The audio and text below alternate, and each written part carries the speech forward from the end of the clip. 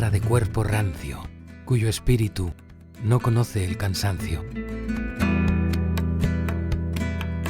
Sacia la sed de tu alma y bebe de las aguas del Tauhid.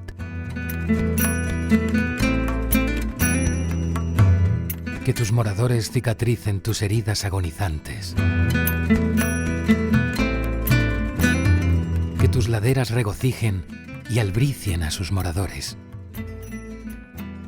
El estrecho esconde una holgura cándida que se anuncia. Es la culminación de las plegarias de tus unitarios oradores. Llega triunfante sobre olas que claman en voz fuerte. Que sepas que Allah nunca te abandonó a tu suerte.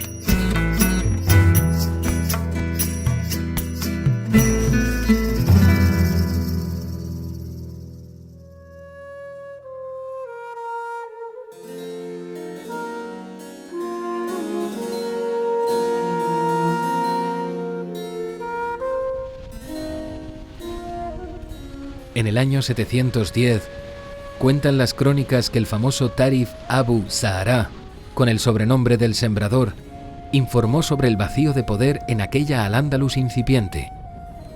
Un sembrador para un Al-Ándalus posible. Una semilla que Tarif plantará para que Tarek ibn Ziyad inicie el proceso de apropiación en una antigua Hispania desvertebrada, en unión con esa tierra al otro lado del estrecho, como un auténtico puente de agua. Cuando se produce la presencia del Islam en la península ibérica, en realidad no alteró prácticamente nada, sobre todo en los primeros momentos, no se realizó, no tuvo un carácter violento, ya que generalmente pues casi la mayoría de las ciudades capitularon y en consecuencia en realidad no se produjeron cambios sustanciales, sobre todo en los primeros años de la presencia del Islam en Hispania. Relata el historiador andalusí Ibn al-Qutiyya en su obra Historia de la conquista de Al-Ándalus, que fue el propio profeta Muhammad quien impulsó la conquista de la península ibérica. La entrada de la población islámica supone un poder que está entrando y que empieza a pedir impuestos y empieza a pedir parias. Y establece toda una serie de requisitos para el cobro, pero en realidad la población sigue viviendo de una manera muy similar, exceptuando cuestiones muy puntuales y muy determinadas.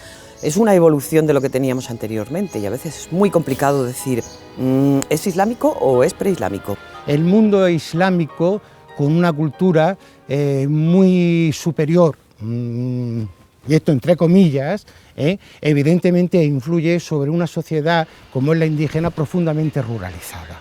Hay un proceso de arabización de las costumbres de las poblaciones cristianas, de tal manera de que llega un momento en que sería muy difícil decir por el aspecto externo quién es musulmán y quién es cristiano.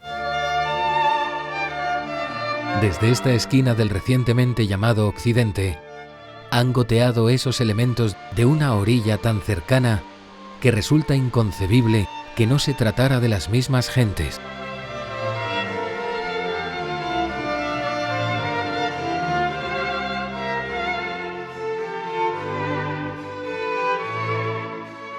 En el famoso río Guadalete, cerca de la laguna de Janda, se desarrolló la famosa batalla en la que se supone que se desmoronó todo un reino como el visigodo. En realidad, uno de los grandes problemas del proceso de expansión del Islam no estuvo en ningún momento determinado hacia la conquista de Hispania. Hispania no le interesaba en ese momento, lo que le interesaba era llegar a la fachada atlántica, sobre todo a la fachada atlántica norteafricana, donde existían una serie de asentamientos comerciales de época fenicia que enlazaban toda la costa atlántica. Una batalla de la que los arqueólogos no hayan noticia ni registro alguno. Un misterio que en nuestros manuales escolares copan centenares de páginas. Todo parecía darse en este acontecimiento. Un ejército, un invasor y un invadido. Tiempos, fechas, hechos y sucesos que se muestran en una coreografía diseñada a la medida de todos los tiempos. Desde estas planicies atlánticas se divisan aquellos campos que transitaron fenicios y púnicos, griegos y romanos. Sus tierras, guarnecidas por fértiles valles, fueron el destino de colonos y naturales, matriz espacial del Islam peninsular. En el 711, cuando se produce la entrada musulmana en la península, además muy cerca de Medina Sidonia, continúan todavía con el mantenimiento de ese castillo romano. Hay una serie de reformas que hemos detectado en la excavación, distintas fases de construcción, pero siempre del castillo romano. En Sidonia, antiguo centro de la repostería de la antigua Al-Ándalus, encontramos un antiquísimo castellum romano reaprovechado y ampliado por los almorávides. Es un cerro con 339 metros de altura, la mayor que existe en bastantes kilómetros a la redonda de este cerro, y prácticamente desde época prehistórica el hombre ha visto el valor estratégico que tenía este espacio. De hecho lo ocupó desde esa época, desde el bronce final, y siempre con un fin de controlar el territorio que tenía alrededor. Desde las alturas de este enclave se controlan las llanuras atlánticas. La torre mudéjar de rigor de estos pueblos impregnados de esa visión del mundo más mediterránea que continental, de una arquitectura más humanizada que duramente racionalizada. La primera ciudad que aparece como importante es la ciudad de Shiduna, que es como se llama en las fuentes árabes, que siempre se ha venido identificando con la ciudad de Medina Sidonia, pero estudiando la fuente yo considero que no podemos identificar Shiduna con Medina Sidonia. Las descripciones que se hacen de esa ciudad no coinciden con lo que es la actual Medina Sidonia, porque se habla de una ciudad que está a los pies de un monte lleno de aguas, de torrentes, y justo enfrente del río Guadalete.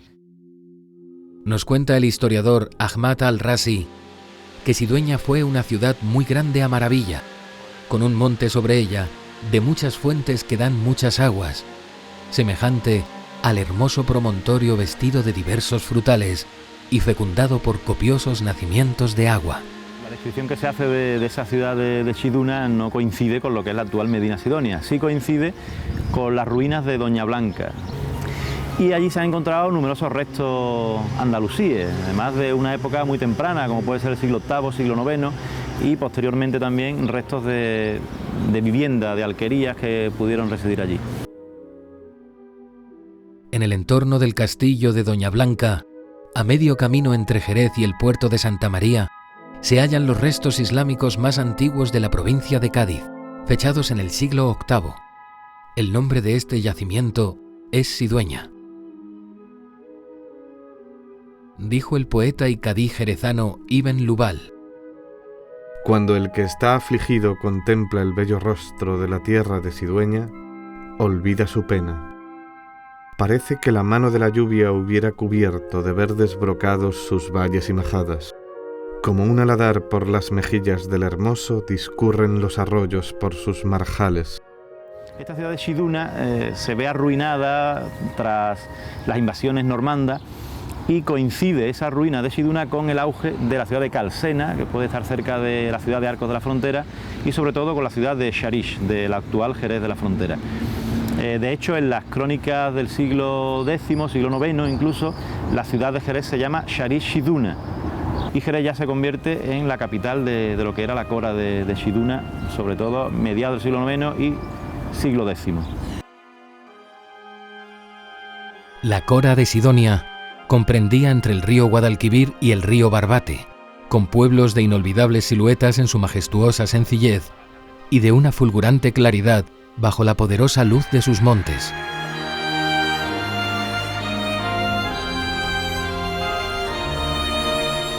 En este sur fundacional ya se nos refleja esa África incipiente. Casi parece cernirse sobre la otra costa como una palma abierta y tendida.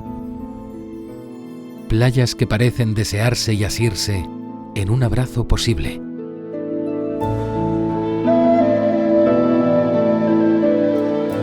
Al recinto amurallado de Tarifa se entra por la puerta de Jerez. Arco de herradura por un lado y ojival por el otro. una de las 4 antiguas puertas de entrada al recinto.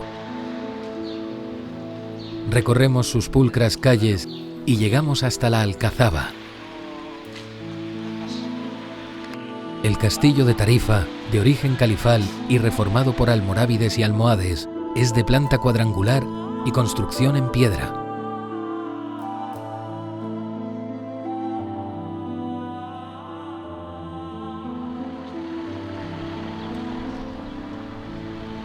Una poderosa fortificación representativa de un califato fastuoso situado en estas costas, listo para la defensa ante el acoso del califato fatimita, en pugna con el cordobés.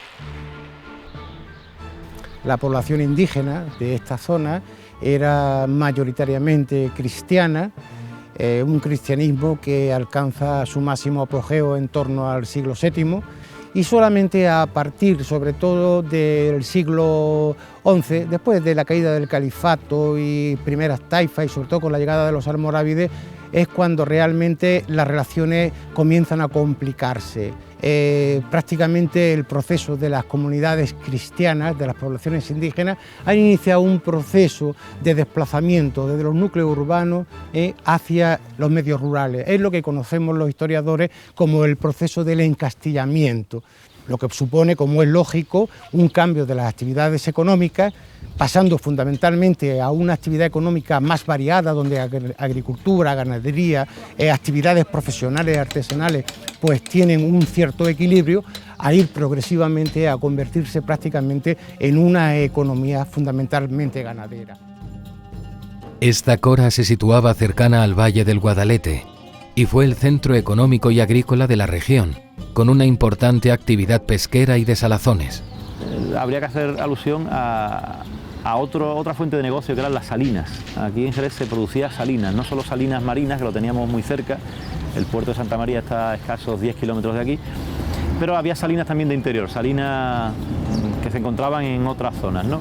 Pero dicen las crónicas también aspectos interesantísimos. Claro, cuando se refieren a la cora de Sidonia, hablan de que era importantísimo, por ejemplo, el ámbar, y dicen que el ámbar de la zona de la cora de Sidonia era del mejor del mundo.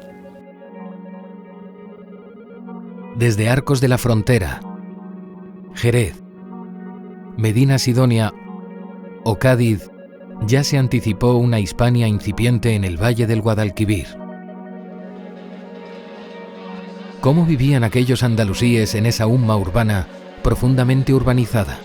El paso del periodo de la época romana, la antigüedad tardía, al medievo, marca un proceso de ruralización. Ese proceso de ruralización, evidentemente, representa una pérdida de lo que es el sentido de la vida ciudadana. ¿Qué es lo que va a ocurrir? Con el Islam eso se potencia.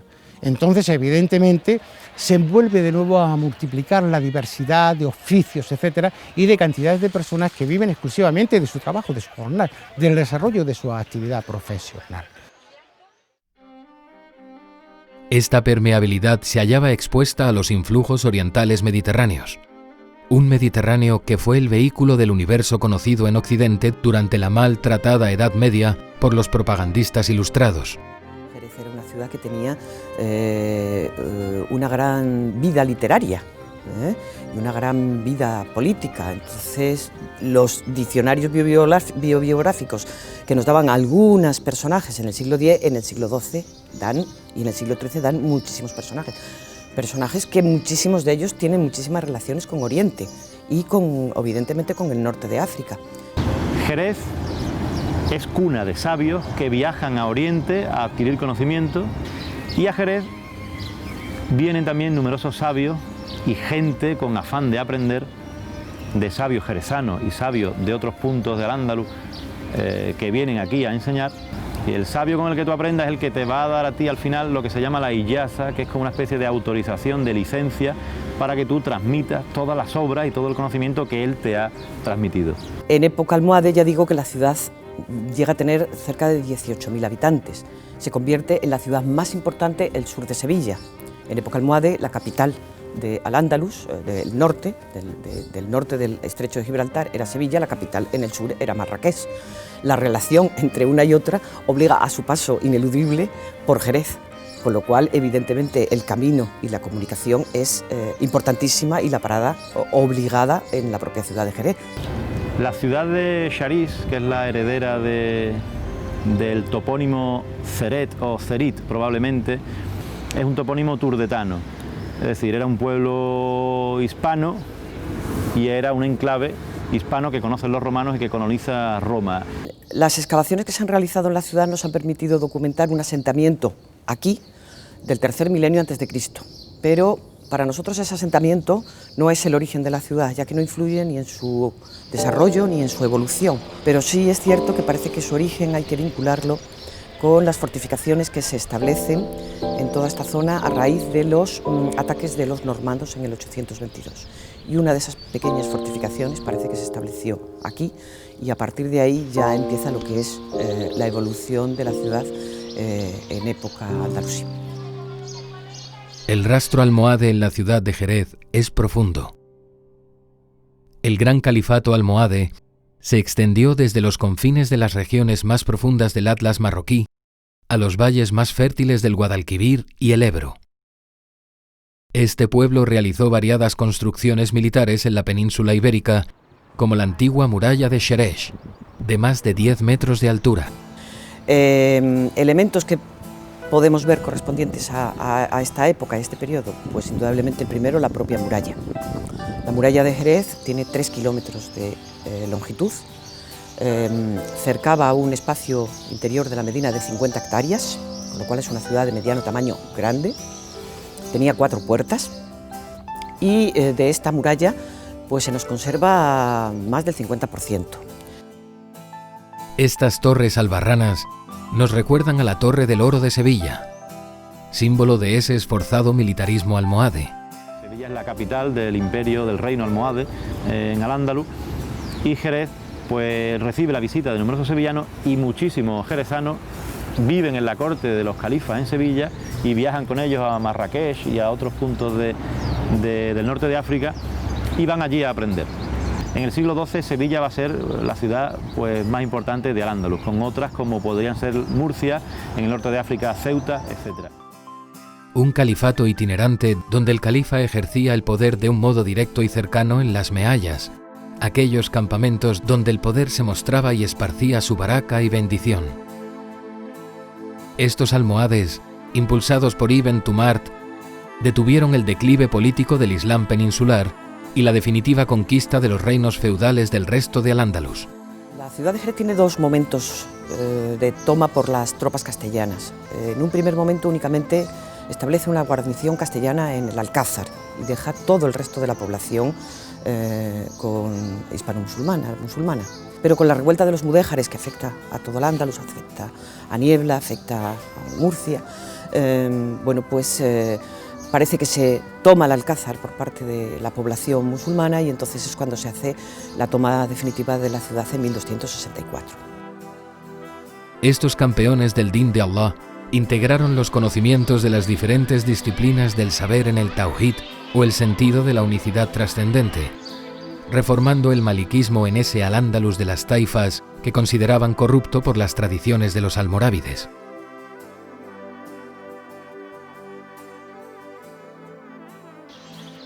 La Alcazaba almohade de Jerez nos muestra la esencia de esas fortificaciones durante el califato almohade. Una construcción de la que se tienen ya noticias por los restos arqueológicos anteriores a la época califal, aunque su fábrica más importante es de época almohades, de los siglos XII y XIII. Una alcazaba que conserva numerosas torres, adosada a un barrio que hoy se intuye como algo nuestro, cercano, en ese urbanismo propio del Mediterráneo, cálido y entrañable, profundo, casi maternal. Si uno pasea por el interior de la Medina, se va encontrando, digamos que la huella de todo ese entramado de calles.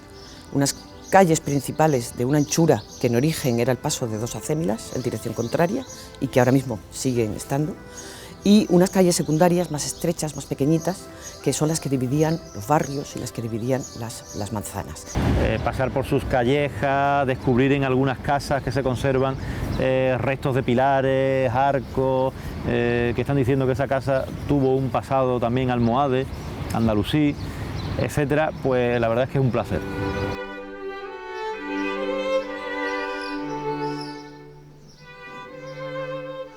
La antigua mezquita de Jerez nos muestra un alminar completo y reconstruido, de vanos almohades, elegante estilización de unos espacios en perspectiva.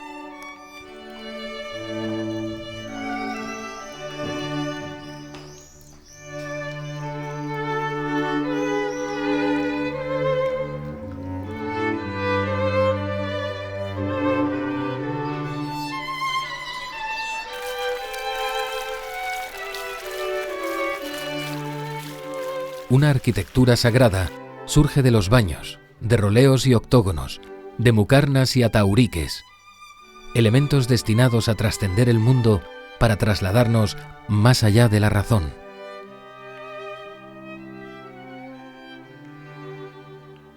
Unos baños iluminados con esas estrellas tartésicas y conchas, estrellas de 8 puntas y octógonos que representan ese tránsito hacia el paraíso y que vemos sobre el mihrab de la mezquita de Córdoba o en la aljafería de Zaragoza, en edificios hechos y diseñados para perdurar en nuestras conciencias, para transmutar el orden sensible. El mundo espiritual se representa en la arquitectura como un cosmos primordial, una simbología que nos marca esa transición hacia la intuición del intelecto, una regeneración orientada hacia un mundo profundamente espiritualizado en los aspectos más nimios de la cotidianidad.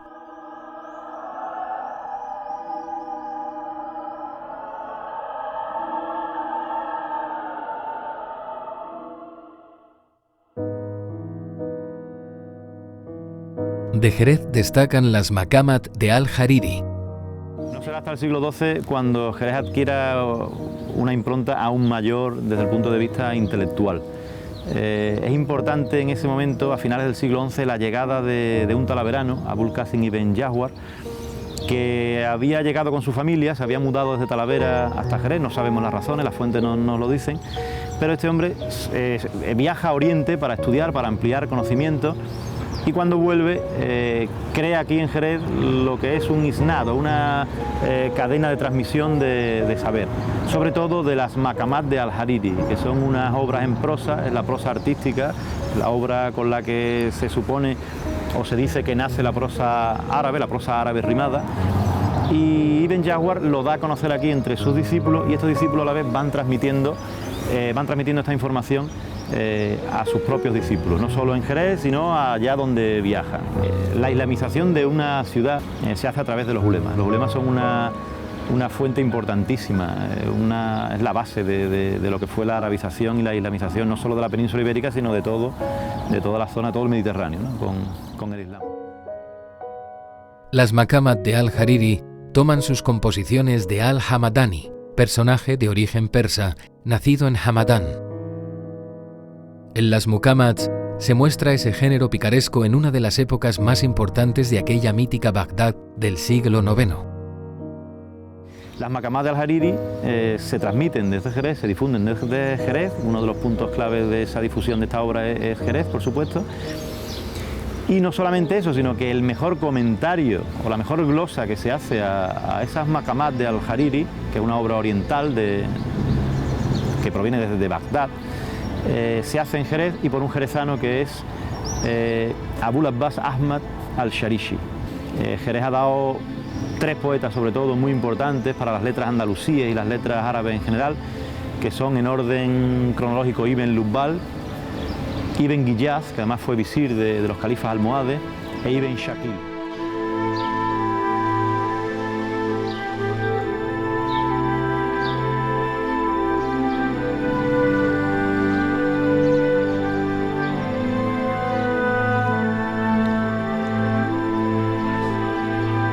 En el puerto de Santa María hallamos un castillo, conocido hoy como el Castillo de San Marcos.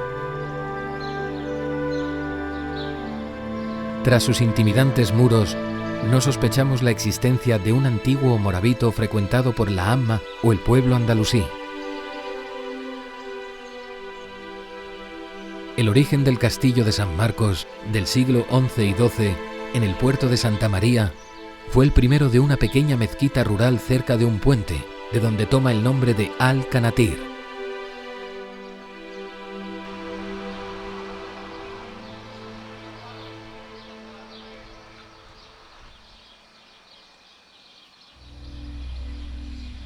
En Arcos de la Frontera hallamos las particularidades de ese Al-Ándalus urbano, aquel que nos conduce hacia un centro espiritual, bellamente plasmado en este círculo de gran valor metafísico.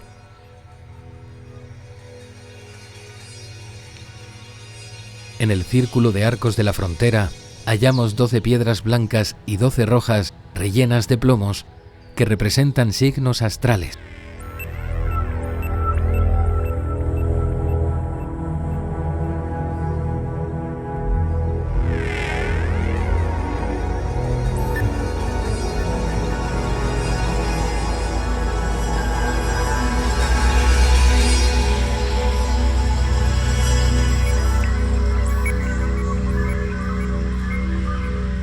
Para estos místicos, el círculo era la geometría perfecta y simbolizaba lo celeste, el mundo único, completo en su plenitud, cerrado sobre sí mismo en la suma perfección.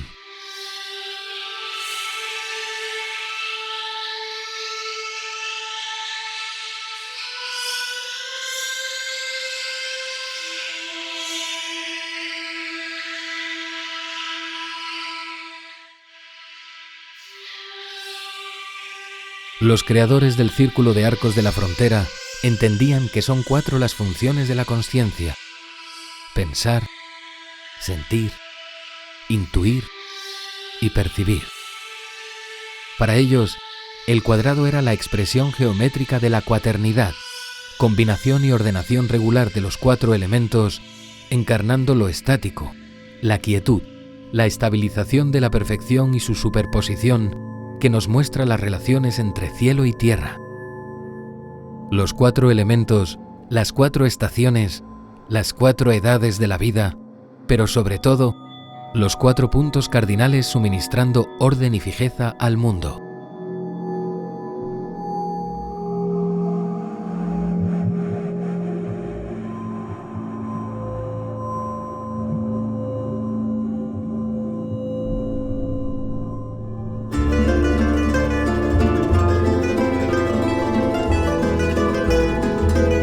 Desde estas orillas, intuimos el complemento de ese Al-Ándalus peninsular.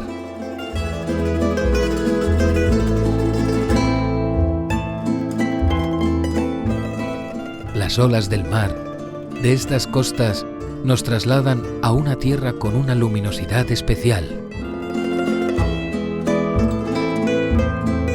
hacia un potencial mundo suspendido sobre un estrecho intrigante. Ensoñaciones del lejano oeste, de posibilidades hoy no exploradas.